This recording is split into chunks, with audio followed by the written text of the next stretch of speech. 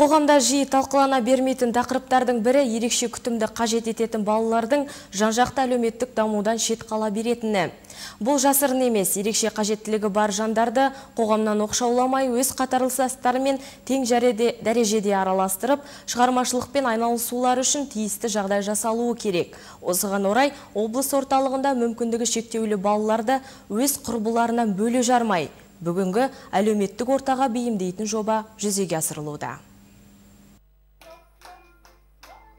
Әдетте мүмкіндігі шектеулі балалардың сыртқы әлеммен байланысы үзілген. Олар қанша талантты болса да, бойларындағы дарынды толық аша алмай келеді. Сондықтан оларға ерекше көңіл бөліп, қол ұшын созу абзал. Осы уақытта қалада ерекше қажеттіліктері бар жандарды әлеуметтік ортаға бейімдеп, қатарластарымен емін-еркін араластыратын үйірме жұмыс істейді. Бұл Анна Гиганова жетекшілік ететін би тобы. Соны 2000 жылдары мұндай балаларға би үйрете бастаған Анна өз бойындағы қабілетін байқап, оларға көмектесуді ұйғарған. Осылайша кішкентайлардың қалыпты өмір сүріп, дүниетанымдарының дұрыс қалыптасуына әсер ету мойныма жүктелген үлкен жауапкершілік деп біледі.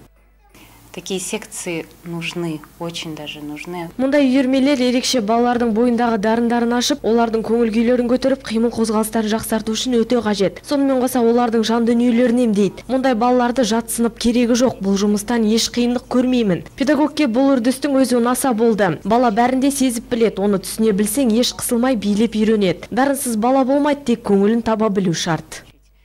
Айгүл Акежанованың баласы осы би тобының мүшесі. Ол мұндай баланың көңіліне сызат түсірмей, онымен қалай сөйлесіп, қарым-қатынас құру керек екенін жақсы біледі. Сондықтан оңалту жұмыстарының оңды нәтижесінен үмітті. Би билеп беті бері қарап келе жатқан баласына қарап қуанады.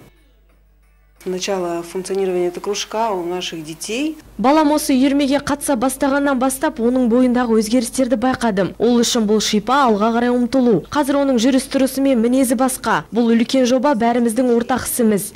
Біздің де балаларымыз билеп, қатарластарынан қалмай, ел алдына шығып өз өнерлерін көрсете білсе, олар қалыпты өмірге тез бейімделеді деп ойлаймыз. Жақында балалар бірінші рет сахнаға шығады.